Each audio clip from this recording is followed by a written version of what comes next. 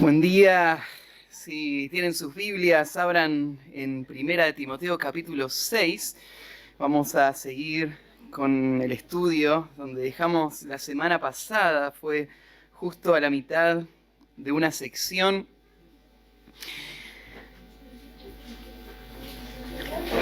La semana pasada arrancamos pensando en la necesidad que tiene el pueblo de Dios de hombres piadosos y fieles que puedan guiar en medio de tiempos difíciles.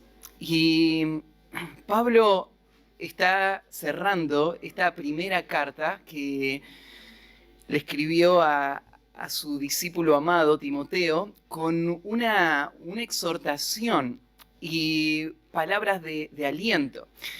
Timoteo tiene que tomar un lugar, un rol que creo que a ninguno nos gustaría tomar. Él tenía que corregir situaciones difíciles. Es lindo disfrutar de las cosas hermosas que tiene el pueblo de Dios. Pero dentro de la vida de la iglesia hay una guerra. La guerra no es contra carne y sangre y no debería ser la guerra entre hermanos. Pero hay una guerra real contra el pecado que hay en el corazón de los hermanos.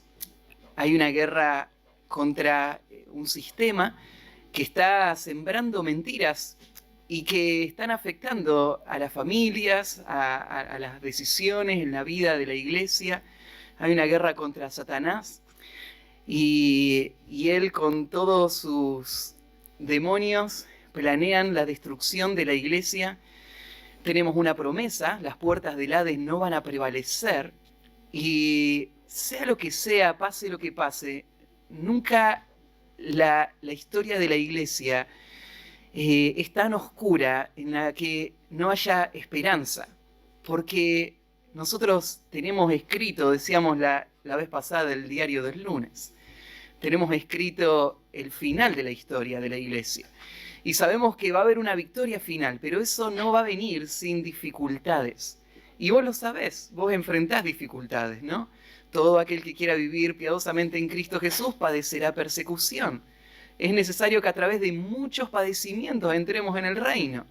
Entonces, no nos asombra ver los problemas. A veces nos toman desprevenidos. A veces no esperábamos esa clase de problema o no esperábamos que nuestro corazón tenga que luchar tanto. Y en la vida de la iglesia, sumado, bueno, en medio de toda esta situación, el Señor llama a hombres a ser sus voceros, a hablar su verdad. Estos hombres no son grandes hombres, no hay grandes hombres de Dios. Hay solo hombres comunes, hombres simples que tienen a un gran Dios. Hay hombres que han sido llamados por Dios y han sido encomendados a una tarea y tienen en sus manos donde la fuente de poder que es capaz de transformar los corazones, que es capaz de edificar la iglesia y sostener a las personas en medio de los momentos más difíciles. Es capaz de dar luz, claridad, pero no es fácil esa tarea. Y para los hombres que son llamados a esa tarea, hay muchos momentos de angustia, de desánimo.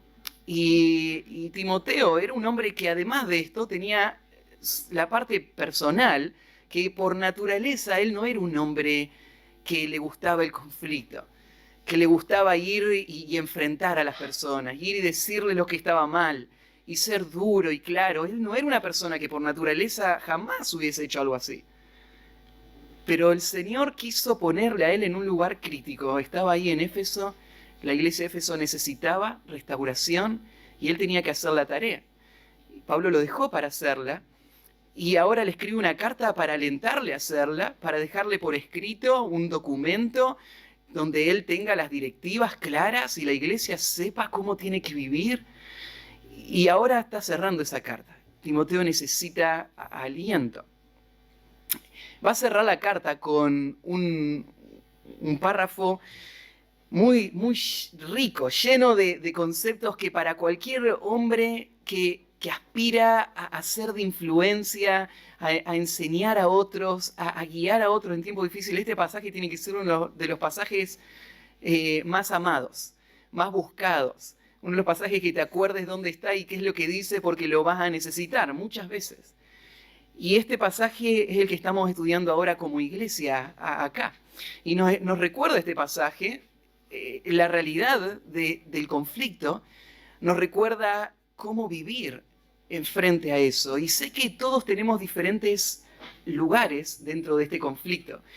Y yo decía la vez pasada, no importa cuál sea el lugar, todos somos llamados a ser valientes, a actuar como hombres.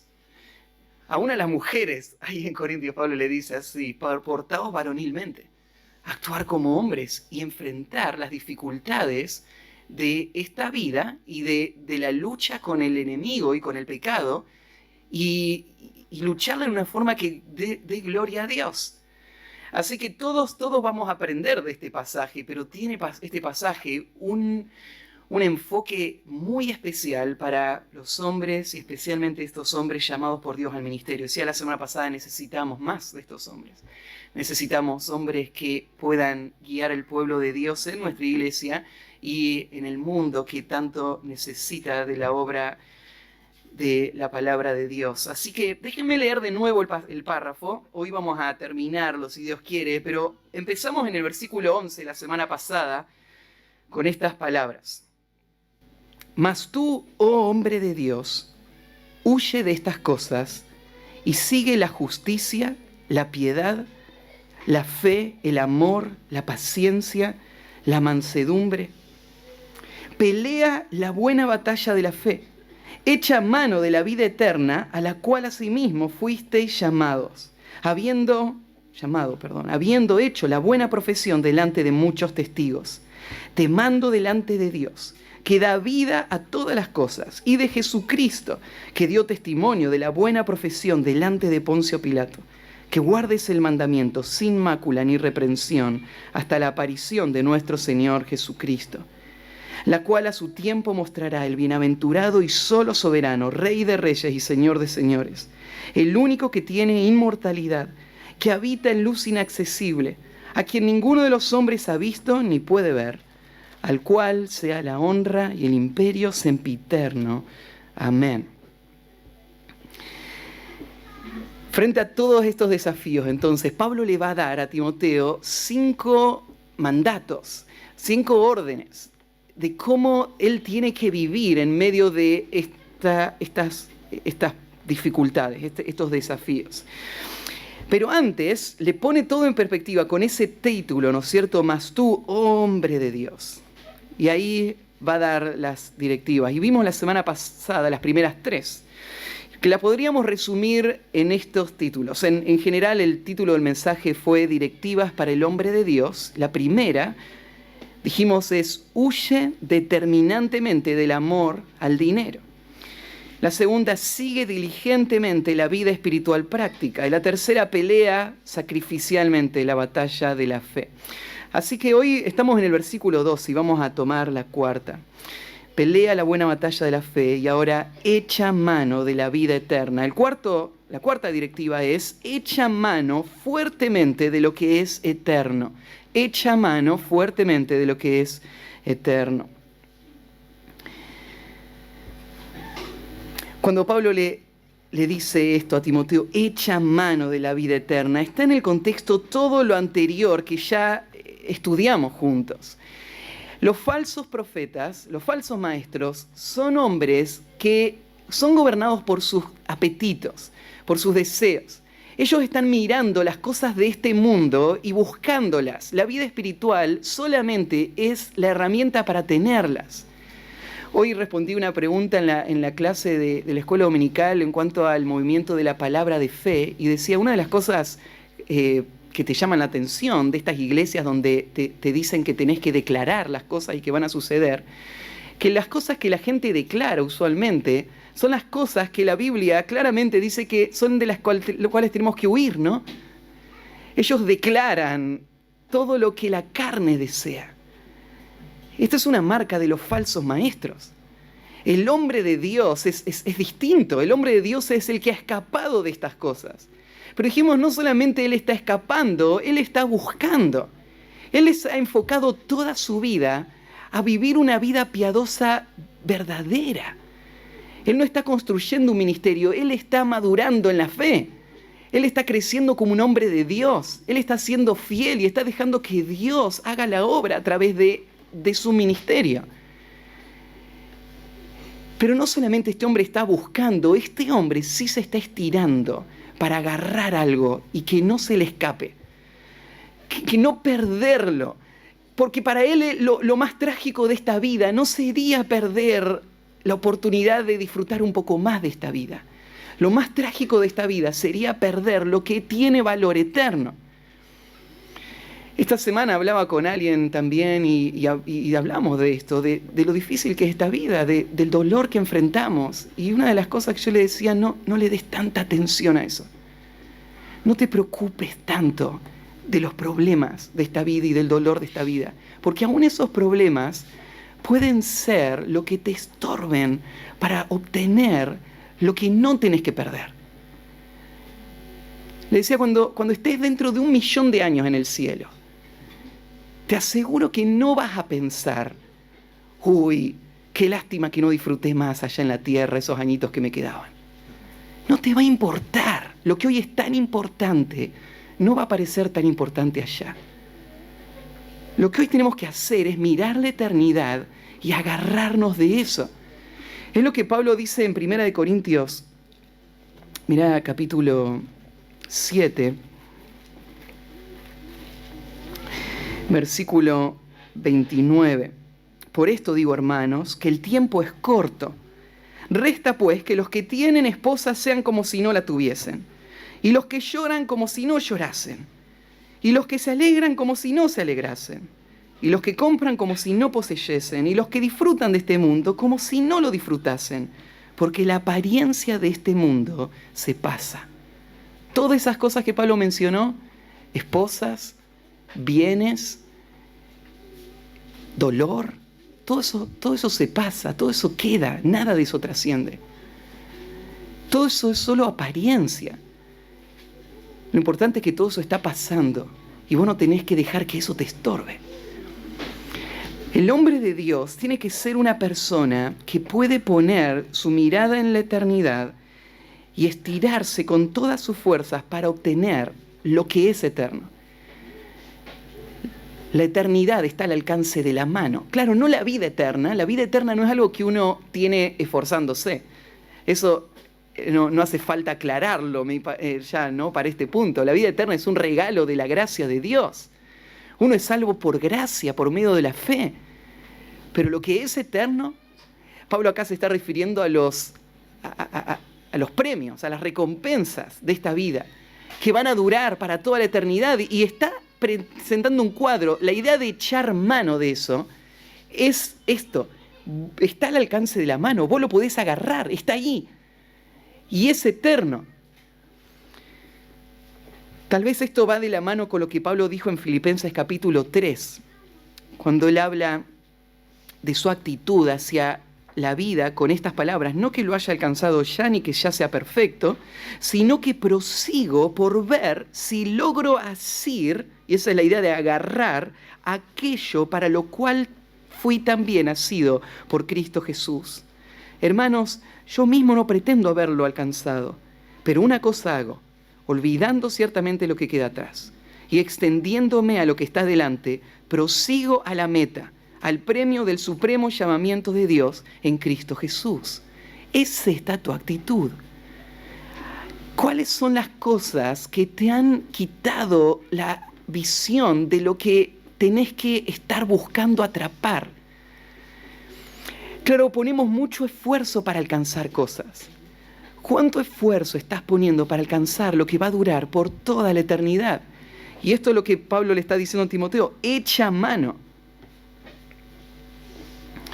El hombre de Dios, dijimos, es uno que ha abandonado la búsqueda de las cosas de este mundo, que no tiene ninguna otra ambición más que agradar al Señor y abrazar con todas las fuerzas aquello que es eterno.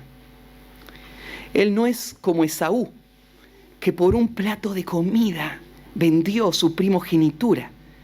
Claro, eso es una historia del Antiguo Testamento, pero el corazón de Esaú sigue vivo hoy, donde hombres y mujeres que se consideran espirituales y cristianos, por lograr tener algo que su corazón les llama y les atrae a tener, ellos están dispuestos a abandonar toda la búsqueda de lo que es eterno para poder satisfacer solamente ese deseo inmediato, que le abarca todo, que solamente piensa en eso, no puede escapar de esa idea. Y eso es lo que pasó con Esaú, ¿no? Por un solo plato de comida. Vendió todo y después lloró amargamente, pero no lo obtuvo nunca más. Ni seamos como Lot, que levantó sus ojos y miró la llanura del Jordán y parecía tan atractiva y eligió lo que le parecía mejor en el momento, sin tener en cuenta las promesas de Dios. Y en vez de vivir como un extranjero y peregrino, él asentó sus tiendas hasta meterse adentro de Sodoma. Y así casi fue destruido con todo. Pero la gracia del Señor le arrancó de ahí y le salvó, y él fue salvo, pero así como por fuego, ¿no? Sin nada, con una familia totalmente deshecha, hecha a mano de la vida eterna. Y agrega algo más para sumar fuerza a este llamado, a la cual asimismo fuiste llamado, habiendo hecho la buena profesión delante de muchos testigos. Vos fuiste llamado a esto. Timoteo, esto ni siquiera es algo que vos elegiste. Vos fuiste elegido para esto. Fue el plan eterno de Dios que vos seas rescatado, arrancado de este sistema para vivir para lo eterno. Vos fuiste llamado con un llamamiento santo, vos fuiste llamado con un llamamiento especial, una elección particular de Dios que quiso que vos seas uno de los que van a heredar todo. Timoteo, vos sos ese. Y vos no solamente fuiste llamado a esto, vos diste testimonio de que fuiste llamado a esto. Vos hiciste la profesión. Hubo un día, ¿te acordás, Timoteo? El día que vos te bautizaste, donde te paraste frente a todos y vos dijiste, yo morí a este mundo. Y nací a una nueva vida, la vida de Cristo. Y no deseo nada más que vivir a Cristo. Y en todo lo que concierne a este mundo yo estoy muerto. Y ahora vivo en Cristo. Vos hiciste la profesión delante de muchos testigos. Fuiste llamado a esto. Ahora vivilo hasta el final. ¿Por qué Pablo se lo tiene que decir a Timoteo otra vez? Es que esto nunca termina de ser algo que tengo que considerar. En la iglesia de Éfeso había hombres ricos. Tal vez Timoteo podría haber estado tentado a perder ese enfoque. Tal vez Timoteo hasta podría ver las dificultades de esta vida. Podrían haber dicho que Timoteo haga, bueno, más sí, ya está, me dedico a ser albañil. Antes de ser pastor, ¿no es cierto? Y todo lo que eso implica, estar ahí al frente de toda la batalla, que todo sea presión, todo sea dificultad. Me ocupo de otras cosas. Si yo también disfrutaría de otras cosas mucho más que de esto. O sea, si es legítimo, ¿no? Tener mis proyectos, mis cosas, atender a mi familia, cuidar de ellos. Tal vez Timoteo hasta habría pensado en abandonar. Y algunos imaginan que puede ser porque en 2 de Timoteo Pablo le alienta a no abandonar. Y esto se le cruza. Es un dicho común entre los pastores, que los pastores el día lunes es el día que piensan en abandonar el pastorado. Pasa el fin de semana, ¿no es cierto? Y las dificultades no fueron sencillas. O sea, esto no es algo inimaginable. Y pienso, Timoteo necesita que Pablo le enfoque. Le diga, mirá la eternidad y agárralo. Está ahí. No pierdas de vista lo que es valioso. Y el último punto, entonces son 5 mandatos. El que vimos recién echa mano fuertemente de lo que es eterno. Y el último, que va a tomar unos versículos más, pero componen una sola idea, y es protege fervientemente el mensaje que recibiste. Protege fervientemente el mensaje que recibiste. Lo que Timoteo tiene que hacer es mantenerse en medio de la presión. Él tiene que no solamente saber lo que tiene que hacer, él tiene que hacerlo. Él tiene que predicar la verdad del Evangelio aún frente a las consecuencias que eso podría traer y no retroceder. Y Pablo va a usar este último párrafo, esta última sección, para darle motivación, para decirle a Timoteo por qué mantenerse y no abandonar. Todos necesitamos motivación en diferentes momentos. Y esto que Pablo le va a decir es lo que necesitamos escuchar.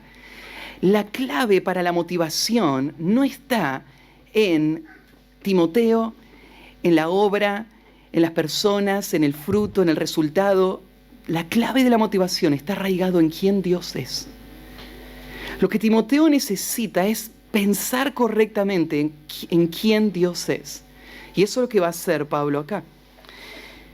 Timoteo no tiene que mirar a sus circunstancias, no tiene que mirar a las personas alrededor, él no tiene que tratar de agradar a las personas. Él no es como los políticos que se va acomodando, tratando de encontrar el terreno común más estable y entonces seguir ese camino. Él tiene que ser fiel a lo que el Señor le ha dado y por eso se lo va a decir con estas palabras: te mando delante de Dios. Ahí va a empezar esa descripción de quién Dios es. Y lo que le va a mandar, el versículo 14, es: te mando que guardes el mandamiento sin mácula ni reprensión. Timoteo está bajo órdenes. Timoteo no es libre de planear su futuro o decidir qué hacer. Él es un soldado. Él tiene directivas y él se va a apegar a esas directivas como un buen soldado. Acá Pablo le está hablando con este tono y le está diciendo a Timoteo: esto es una orden. Esto no es no son palabras de sugerencia, no es ánimo, no es te exhorto a hacerlo, te ordeno a hacerlo. Lo que le ordena a Pablo es para el mejor interés de Timoteo y de la obra del Señor. Él entiende que él tiene la autoridad como apóstol y tiene la autoridad de Dios como un heraldo de Dios para ordenar esto. Esto que le va a ordenar es que él se mantenga firme, y esto que le va a ordenar, fíjate que le da esta motivación. Se lo ordena delante de Dios. Lo que está haciendo Pablo es llamándolo a Dios por testigo. Mira, Timoteo, esto que te voy a decir, tenés que entender, no soy yo solo diciéndotelo. Yo te lo voy a decir, pero te lo estoy diciendo en nombre de Dios, y Él es el testigo de que te lo estoy diciendo y de el que te va a pedir cuenta por lo que te estoy diciendo. Esto es algo común en Pablo. En 2 de Timoteo, capítulo 4, ¿se acuerdan? Ahí en el capítulo 4 va a usar esta misma herramienta en el versículo 1. Te encarezco delante de Dios y del Señor Jesucristo, que juzgará a los vivos y a los muertos en su manifestación y en su reino, que prediques la palabra. Esto es delante de Dios, es que te estoy dando esta orden. Ahora, nosotros tendemos a domesticar a Dios, a hacerlo a Dios a nuestra imagen, a hacer a Dios a nuestra conveniencia, a manejarlo a Dios, o a rebajarlo a Dios. Y por eso es que Pablo le va a hablar acerca de este Dios, delante del cual él tiene esta orden para seguir. A veces estamos acostumbrados a hablar de Dios, pero a la hora de vivir y de tomar decisiones, es claro que no estamos pensando bien en cuanto a Dios, que hemos rebajado la imagen de Dios. Y Pablo lo que va a hacer es mostrarle a quién se está refiriendo. Delante de Dios, te lo voy a mandar esto. Y este Dios es el Dios que da vida a todas las cosas. Podríamos pensar, Pablo está mostrando a Dios como el Dios creador, el Dios que es el origen de todas las cosas, el Dios que dio vida a todas las cosas. Pero Pablo usa acá el tiempo presente, dando a entender de que no está hablando de que Dios solamente fue el creador.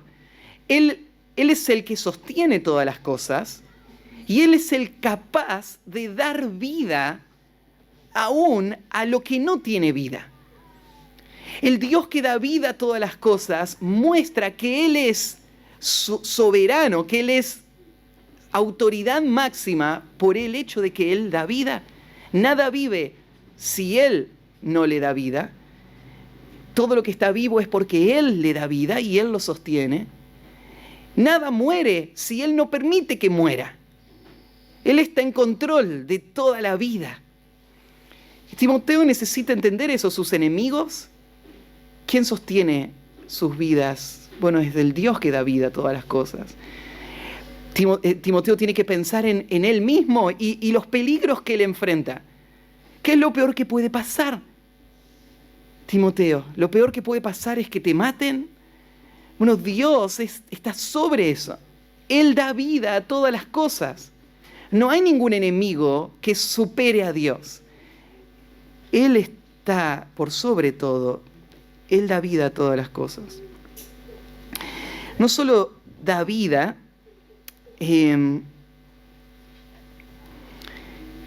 dice el Dios que da vida a todas las cosas, y de Jesucristo, que dio testimonio de la buena profesión delante de Poncio Pilato. Dios te ordena esto, pero Cristo es el ejemplo de lo que significa vivir en medio de la dificultad. Te digo, sí o sí van a llegar a tu vida momentos donde vas a querer abandonar la verdad que sabes ser verdad. La verdad no va a parecer tan atractiva, no va a parecer conveniente. Va a haber momentos donde no te vas a sentir con ganas de vivir de acuerdo a esa verdad. Lo que Timoteo necesita es seguir el ejemplo de Cristo, que fue un testigo fiel, como Juan lo llama. Un testigo fiel a través de toda su vida, pero Pablo acá elige un momento de su vida, al final de su vida. Cuando estaba en juego su vida, él estaba frente a Pilato y estaba siendo acusado. Muchas cosas que decían de él eran mentira, pero había una que era la que estaban todos queriendo que Pilato tome en contra de Cristo, y era que Jesús decía ser un rey. Y claro, para Roma eso era traición. Había un solo rey, es el emperador de Roma. Así que si Jesús era acusado de esto, podía ser sentenciado a muerte. Y está delante de Pilato, y Pilato le hace la pregunta: ¿vos sos rey? Pablo está haciendo referencia a ese momento donde Jesús dio testimonio. Y él dijo: mi reino no es de este mundo, pero él dice: tú lo has dicho. Claro que sí, él es rey. Ahora, ¿qué tan difícil es decir la verdad y vivir de acuerdo a la verdad cuando tu vida misma está en juego? Bueno, todo lo demás que vos vivís cada día es menos que eso. ¿Qué vas a perder por vivir en la verdad? ¿Vas a perder oportunidades? ¿Vas a perder placer? ¿Vas a perder bienes? ¿Vas a perder comodidad? ¿Vas a perder un ideal, una meta que tenías en tu vida? ¿Qué vas a perder? Bueno, Pablo acá dice: míralo a Cristo. Él es el modelo. Él es el que, por el gozo puesto delante de él, sufrió la cruz, menospreciando el oprobio, y se sentó a la diestra de Dios. Ese es nuestro ejemplo. A él seguimos, somos cristianos. Y ese tiene que ser Timoteo, un hombre de Dios que mire a Cristo como su ejemplo. Y acá viene el mandato, versículo 14, que guardes el mandamiento. Lo que tiene que hacer Timoteo es proteger, es obedecer, es vivir de acuerdo a la palabra guardar. Ustedes saben que no es meterlo en un cofre, sino que es atesorarlo como verdadero y vivir de acuerdo a eso. Guardar se usa muchas veces en la Biblia con este sentido, ¿no? Guardar el mandamiento significa: Timoteo, vos vas a vivir de acuerdo a las instrucciones de Dios, pase lo que pase. Es una orden. Y Dios te manda hacerlo, Él es capaz de sostenerte en cualquier situación y Cristo fue tu ejemplo de cómo te mantenés firme, pase lo que pase, de acuerdo a lo que dice el texto bíblico. Dicho entre paréntesis, esto, guardar el mandamiento, se refiere no solamente a lo que Pablo le acaba de decir, sino a el mandamiento, a todo lo que el Señor nos ha mandado. Se refiere a Timoteo siendo fiel a la revelación de Dios. Y así es como tenemos que vivir, ¿no? Nosotros no vivimos de acuerdo a las circunstancias, no vivimos de acuerdo a las personas, no vivimos de acuerdo a los sentimientos, vivimos de acuerdo a toda la palabra que sale de la boca de Dios.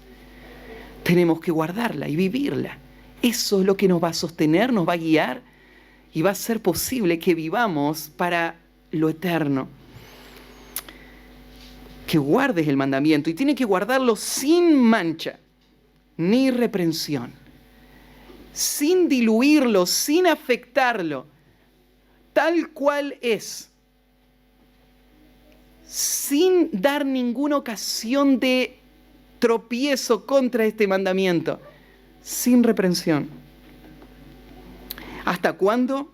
Hasta la aparición de nuestro Señor Jesucristo. Hasta ahí vamos a vivir de la misma manera.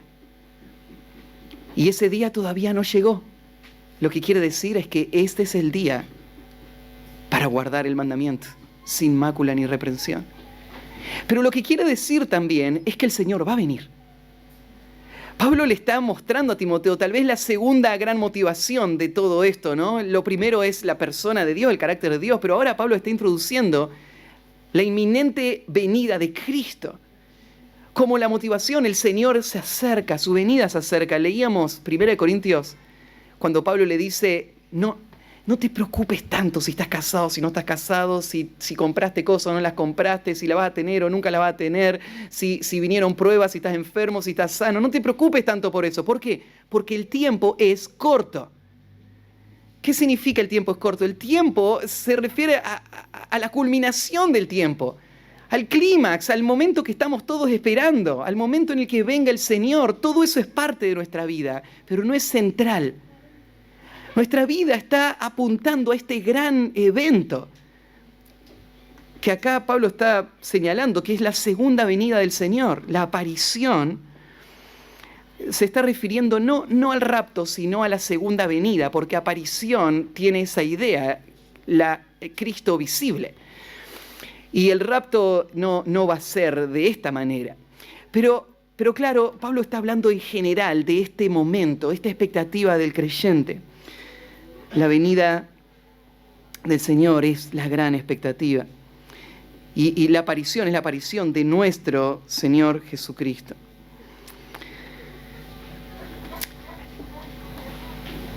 Esa venida de Cristo y todas las demás cosas están bajo el cuidado de Dios, bajo su agenda y sus planes. Y por eso es que el versículo 15 toma esta idea y dice, la cual, a su tiempo, al tiempo dispuesto por Dios, al tiempo que nadie sabe más que solamente el Padre, al tiempo que el Padre ordene, ese tiempo va a ser el momento en el que Cristo aparezca y todo esto se consume. Pablo está usando todo esto, acuérdense, para alentar a Timoteo en la difícil tarea que tiene por delante. ¿De qué serviría para Timoteo que Pablo le hable de la segunda venida de Cristo? Bueno, recién decíamos, él tiene que estar pensando que hoy es el día de ser fiel, porque se acerca el momento de que el Señor llegue. Pero acá agrega otra cosa, el Señor va a llegar cuando Dios quiera que llegue, o sea, Dios está en control. La historia humana no es una serie de coincidencias que nos trajeron hasta acá. Y hoy estamos a la deriva, ¿no? Y bueno, son cosas, ¿no es cierto?, que nadie puede controlar, como un virus, como una situación económica, social, y así va la vida, avanzando. Pablo no quiere eso, ¿no? Ni el mundo, ni tu vida. Tu vida no es eso. Lo que pasa en tu vida no es eso. Claro que vos podés buscar responsable y vos decís, bueno, yo estoy como estoy por culpa de este, de aquel y del otro. Pero la vida no es eso tampoco, ¿no? no es lo que construimos entre todos la vida. La vida es el resultado de un diseñador, de una mente que lo planeó todo. Efesios capítulo 1, todas las cosas obran de acuerdo a los propósitos de Dios que hace todas las cosas de acuerdo al consejo de su propia voluntad. Dios hizo una agenda y quiero decirte algo, las cosas están marchando de acuerdo al plan, exactamente de acuerdo al plan. Cada cosa, las macro, ¿no es cierto?, de la sociedad y las micro, de cada detalle de nuestra vida, todo va de acuerdo al plan. Y nosotros nos angustiamos, nos desesperamos, pataleamos y renegamos, nos afanamos por el día de mañana, pero el plan está ahí. Nunca cambió. A su tiempo, hay un tiempo que Dios determinó para eso y no solo para eso, para todo lo demás. Y si todavía no llegó ese momento es porque Dios es paciente. Él está llevando a cabo una agenda de redención y nos está usando para eso. A su tiempo, Dios va a actuar, Dios va a mostrar la aparición de nuestro Señor Jesucristo. Y presta atención cómo lo describe a Dios. El Dios que va a hacer esto, y lo que aparece acá es una descripción de Dios el Padre, no de Jesucristo, aunque Jesucristo lo acaba de mencionar, lo que se dice acá se está diciendo de Dios el Padre. Lo sabemos porque aunque algunos títulos coinciden, en el versículo 16 dice que a ninguno de los hombres ha visto ni puede ver. Y esto no es verdad en cuanto a Jesús. A Cristo sí lo han visto, ¿no? Juan dice, vimos su gloria. El Verbo se hizo carne. De quien está hablando acá Pablo puntualmente es de el Padre. Y mira lo que va a decir de él. El Dios que controla todas las cosas. El Dios que está a cargo de la agenda del mundo y de tu vida. Ese Dios es el bienaventurado y solo soberano, Rey de reyes y Señor de señores, el que tiene inmortalidad, el único que tiene inmortalidad, el que habita en luz inaccesible, que ninguno de los hombres puede ver, y a quien corresponde toda la gloria y la honra de todo el mundo, el imperio. Veámoslo una por una estas descripciones de Dios. Lo primero que dice este Dios es el bienaventurado. La palabra bienaventurado la conocemos, se usa muchas veces. Usualmente aparece para hablar de el pueblo de Dios, las promesas de Dios para el que vive de acuerdo a él, de acuerdo a su ley. ¿Se acuerdan, por ejemplo, el Salmo 128? El versículo 1. Bienaventurado todo aquel que teme a Jehová, que anda en sus caminos. ¿Y qué es ser bienaventurado? La palabra es muy completa. Bienaventurado no es solo ser feliz, porque felicidad es algo muy superficial, es algo muy volátil, es algo que va y viene. O sea, vos podés ver una persona, ¿no es cierto?, en la miseria total, que es feliz porque, no sé, se pudo comprar una cerveza más. Y todo su vida es un caos, ¿no es cierto? Pero la felicidad se la dio esa situación, ese momento, y bienaventuranza no es solo estar feliz. Bienaventuranza es una vida completa, llena, satisfecha. Una vida que obra para el bien en todas las áreas. Y la bienaventuranza es una de las formas en las que Dios habla del gran bien de su pueblo, que Él bendice. Ahora, lo interesante de este pasaje es que acá está hablando de Dios. Dios es bienaventurado. ¿Qué significa que Dios es bienaventurado? Bueno, significa que Él está feliz. A veces se reconoce, se usa la palabra súper feliz. Bueno, pero súper feliz en el sentido de que Dios no es que todas las cosas que le pasan, o todas las cosas que pasan a su alrededor, Él las aprueba. Lo que quiero decir, bienaventurado, es que Él está completamente satisfecho con todo. No hay nada en el universo que lo afane a Dios. No hay nada en todo el universo que lo preocupe a Dios. No hay nada en todo el universo que le quite a Dios el gozo de todo. Porque aunque hay muchas cosas en el universo que Él desaprueba, todas las cosas son parte de su diseño y van a obrar para su plan, que es bueno. Ese plan no va a fallar, entonces no hay nada por lo cual temer. ¿O ustedes piensan que Dios está comiéndose las uñas en el cielo? No, Dios es el supremo bienaventurado. Él es el bienaventurado. Porque Él planeó todo. Y Él hace todas las cosas de acuerdo a su voluntad y todas las cosas sirven para sus propósitos y nada cambia que Él no quiera que cambie. Todo lo que pasa es porque Él quiere que pase y lo que no pasa es porque Él no quiere que pase. Y todo va a lograr el gran fin que Él tiene. Él está feliz. Él está satisfecho, Él está tranquilo. Él es el bienaventurado, ¿no? Y de ahí es que se da la relación. Como Dios es el bienaventurado, participan de su bienaventuranza los que están en la comunión de Dios. Los que son benditos por Dios participan en esa misma bienaventuranza. Los que le temen, como decía el Salmo 128, y guardan sus mandamientos. También ellos no tienen nada de qué temer, nada por qué afanarse, porque todo va de acuerdo al plan. No a sus planes, pero al plan de Dios, que son mejores que los suyos. Y entonces, la bienaventuranza de Dios es la única esperanza de nuestra bienaventuranza. O sea, ¿cómo podríamos tener paz nosotros si Dios está preocupado? Pero hay una buena noticia.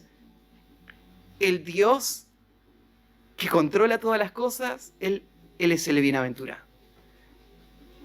Después agrega el siguiente, no solo Él es el bienaventurado, Él es el solo soberano. La palabra traducida ahí soberano es una palabra que en su raíz tiene la idea de poder. Es la palabra, ustedes conocen la palabra dunamis. Dunastes es la palabra griega, ¿no es cierto? Tiene la misma idea, dunamis, es la palabra poder. Entonces, el único soberano da la idea de el que tiene todo el poder. Señalando que es el único que tiene el poder, no quiere decir que no hay poder fuera de él, pero lo que quiere decir es que todo el poder que existe es poder que él ha dado. Él es el monopolio del poder. El poder no está distribuido en el universo entre fuerzas que están compitiendo entre sí y Dios está ahí tratando de luchar y ganar, como, no sé si han visto esa imagen donde está Jesús y un demonio o el diablo, sería haciendo una pulseada. Siempre me acuerdo de una carnicería justo ahí en Nicola, al frente de la iglesia con ese cuadro. Muchos ven así, ¿no? La vida, Dios está ahí tratando de que las cosas salgan como Él quiere. Pero Él es el único soberano. O sea, no hay otro poder fuera de Él. Nadie le hace sombra a Dios. Nadie le cambia sus planes. Él hace todo lo que quiere hacer. Entonces Timoteo está acá sirviendo, está tratando de hacer lo que Dios quiere y él ve mucha oposición. Pero él tiene que poner esto en perspectiva. Todo esto está bajo el control de Dios. Él es el monopolio del poder. Todo esto está pasando porque Él lo está permitiendo y solamente hasta la medida que Él lo permita. Y Él tiene todo el poder para cambiar las circunstancias en cualquier momento, cualquier situación que sea. Él tiene todo el poder. Él es todopoderoso. Él es el único soberano. Él es el Rey de reyes y Señor de señores. De todas las autoridades y poderes que hay en el mundo, Él los gobierna a todos. No hay nadie que está exento de esto. No importa que la persona no reconozca a Dios. Él está bajo su gobierno. La persona puede rebelarse contra Dios, puede pretender ignorar a Dios, pero todo lo que hace solo cumple con lo que Dios planeó que suceda. Vos pensás aún en el enemigo número uno, en Satanás. En su mente, él se está oponiendo, ¿no? Él es el adversario. Pero en la realidad, ¿ustedes piensan que está frenando o está cumpliendo lo que Dios planeó? O sea, Satanás es solamente el instrumento que Dios está usando para ese propósito de mostrar su gloria. Y solo va hasta donde Dios lo permite. Como decía Lutero, es el perrito faldero de Dios. Solo va hasta donde le da cuerda, hasta donde le da soga. Satanás no va ni un metro más. Esa es nuestra convicción. Él es el Rey de Reyes y Señor de Señores. El único que tiene inmortalidad. El único que tiene inmortalidad. Tal vez lo que Pablo está haciendo acá es burlándose de todos los demás poderes que pretenden ser poder y autoridad. En el tiempo de Pablo, los emperadores romanos eran tenidos como dioses.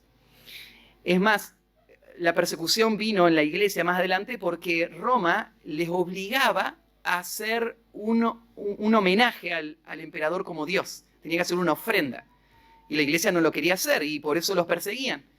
Porque los emperadores decían ser dioses y después que morían les hacían sus tumbas y los honraban como hombres dioses, que ahora están ahí en el lugar donde están todos los dioses.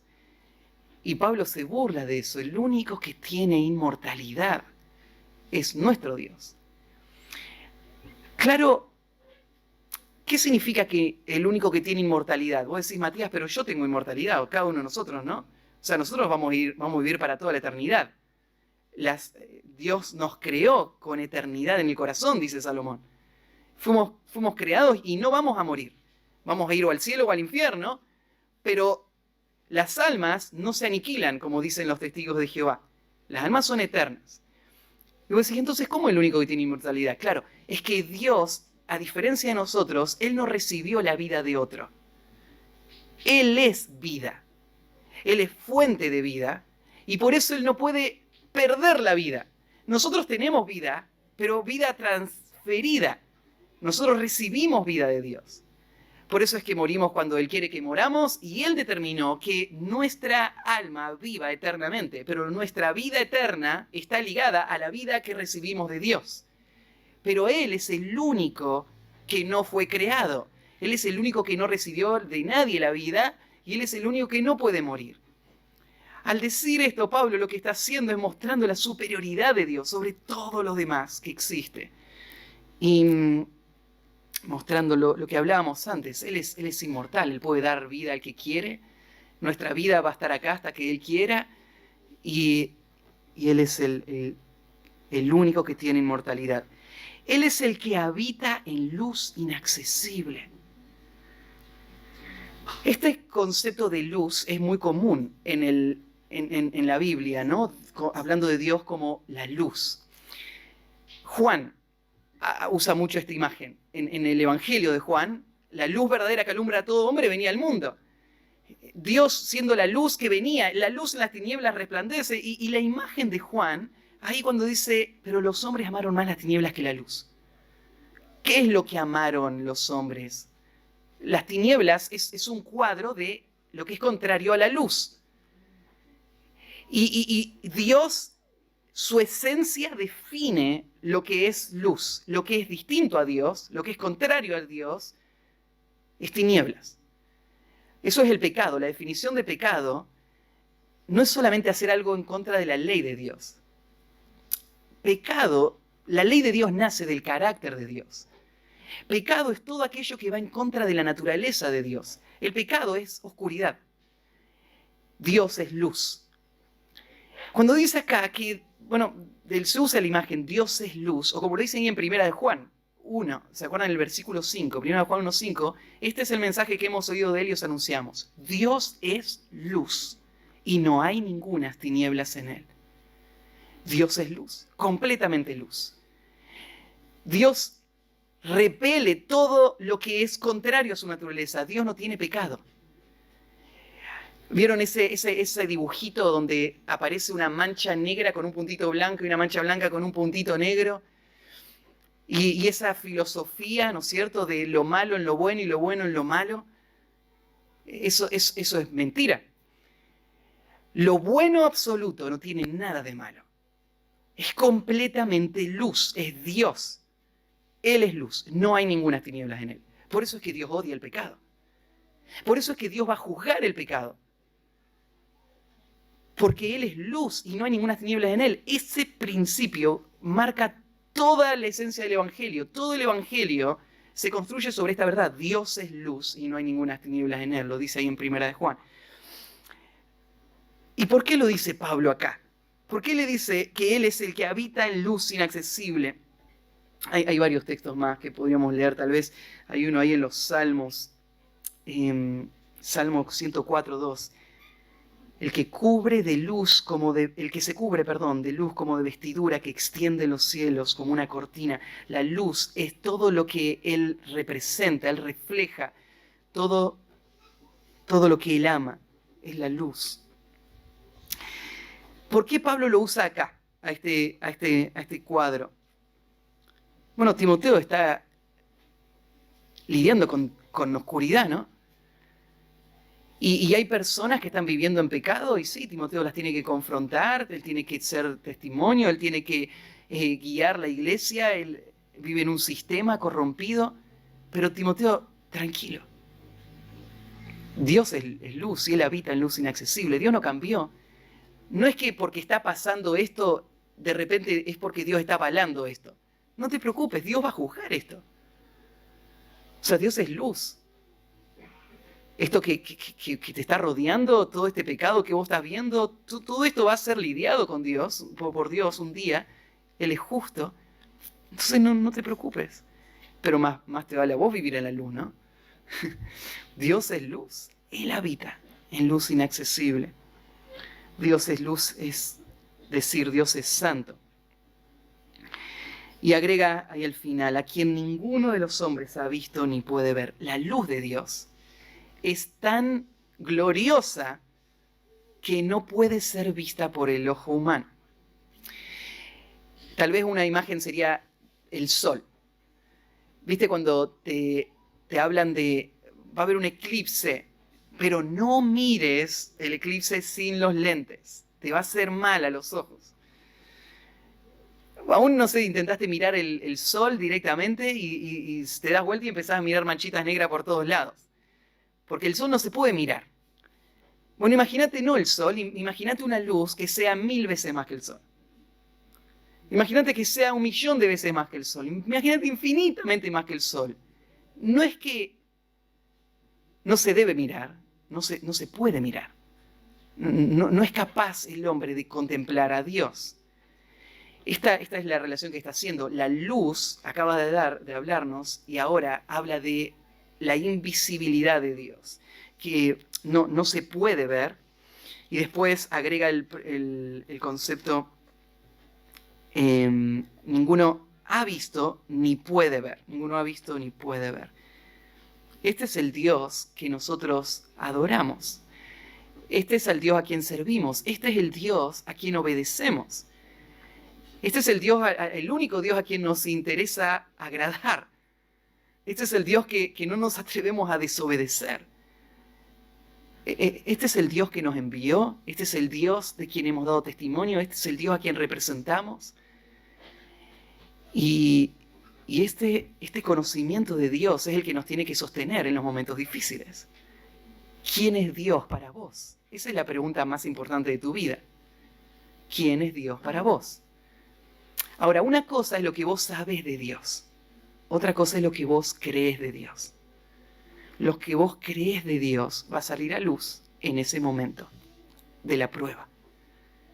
Vos tenés que recordar lo que sabés de Dios, pero tenés que aferrarte a eso y creerlo y vivirlo.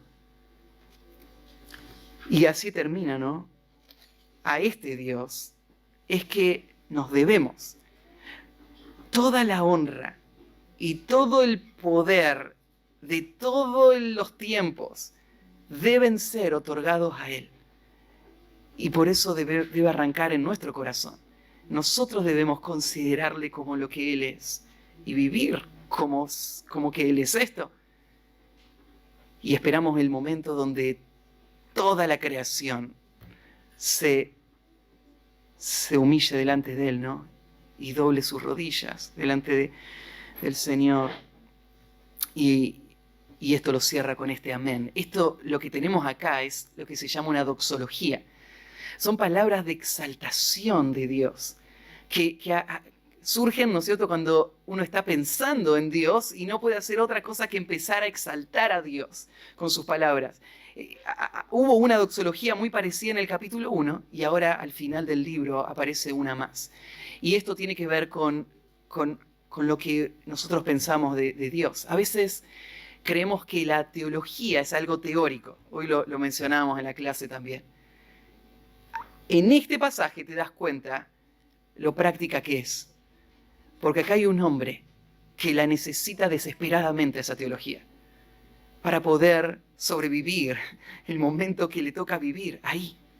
Y vos la necesitas. Y la pregunta que te hago es esa, la que te hacía recién. ¿Quién es Dios para vos en este momento, en esta situación?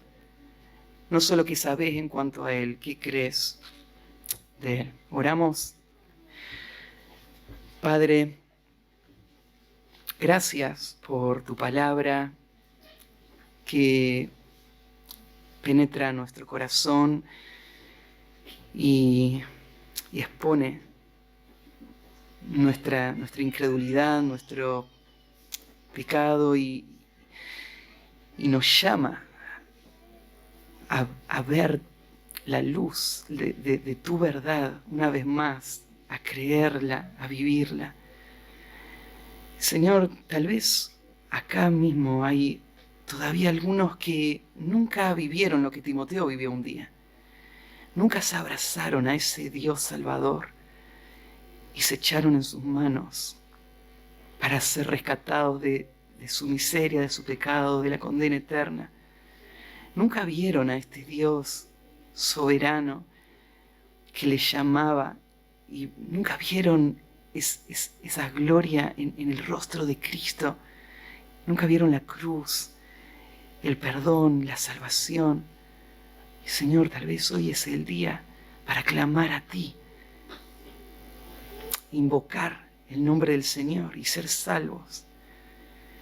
Y para los que sí hemos hecho esa profesión, hoy, Señor, te pido que nos ayudes a vivir en nuestro tiempo, en nuestro día, en nuestra iglesia, en este mundo, de acuerdo a esta verdad. Ayúdanos a ser fieles y glorifícate en nuestras vidas y en nuestra iglesia. En el nombre de Cristo Jesús. Amén.